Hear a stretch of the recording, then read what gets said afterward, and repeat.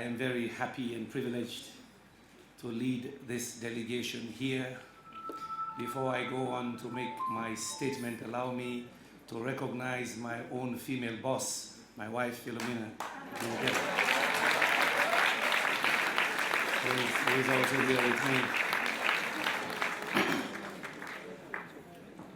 At the January 2013 summit of the African Union, Mr. President, you'll remember that Mrs. Zuma, in closing her first address to you, the African Heads of States Assembly of African Heads of States, ended her statement by saying, and I quote, "We African women account for over 50% of the population, and we give birth to the other 50%, unquote.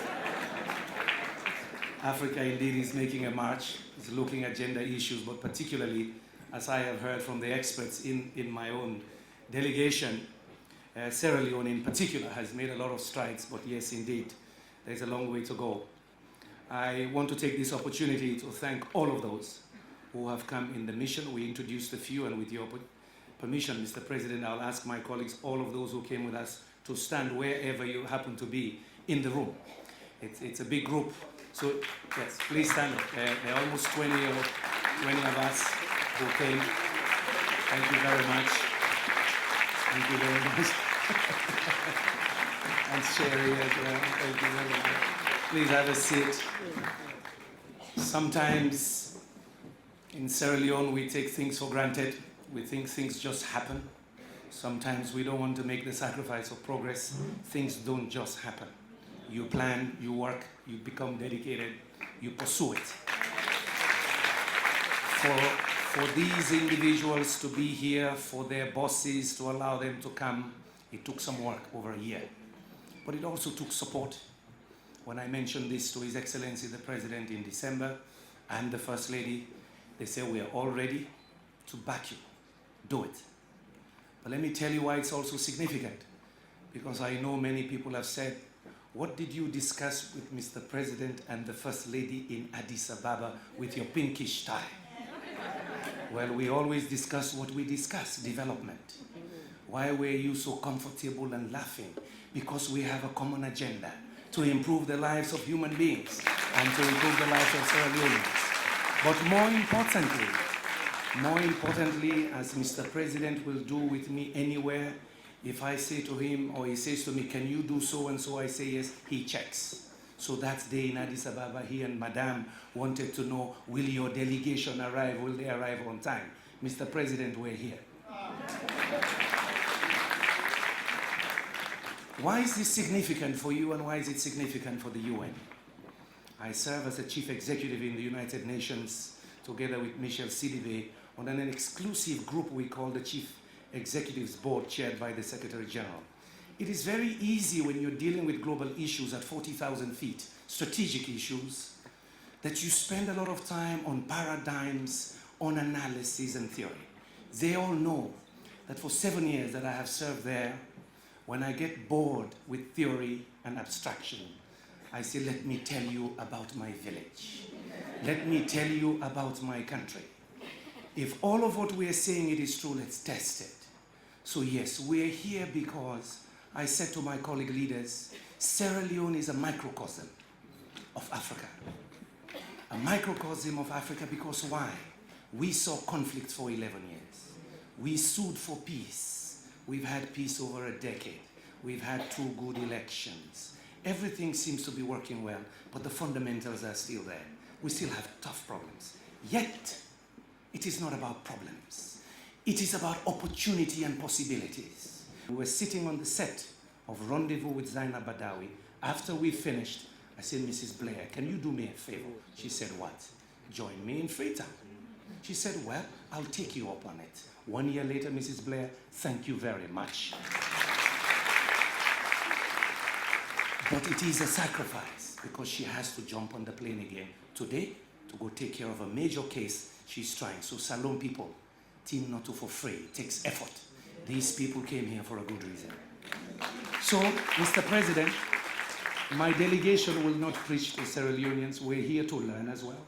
But we do have solutions because all of them are involved in key areas: women's health, women and energy, but also entrepreneurship and economic empowerment.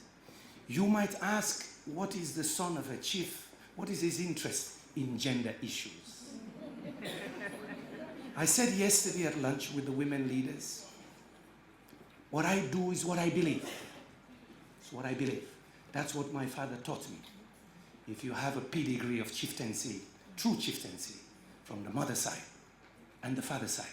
When my father passed away, I never did a tribute in the newspapers.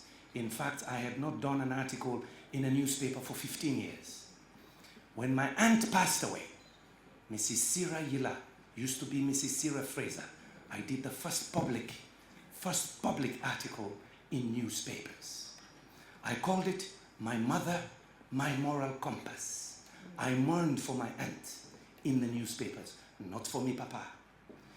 2 years later, another aunt died, Mrs. Pose Injai. I wrote another article, Gender Empowerment.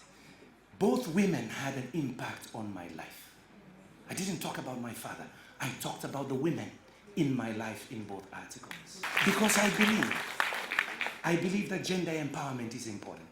Mr. President told me in December, as we usually discuss, I said, what will be your primary push in your second term? You've achieved a lot already. Well, he has many ideas. You know, he's a businessman and he's a visionary leader. He said, but there is one that is important, gender. I asked him why. So, Mr. President, because you said it is important, you're a man, I'm a man. I said, well, I back him. I bring people who know that issue to help you, the women, progress.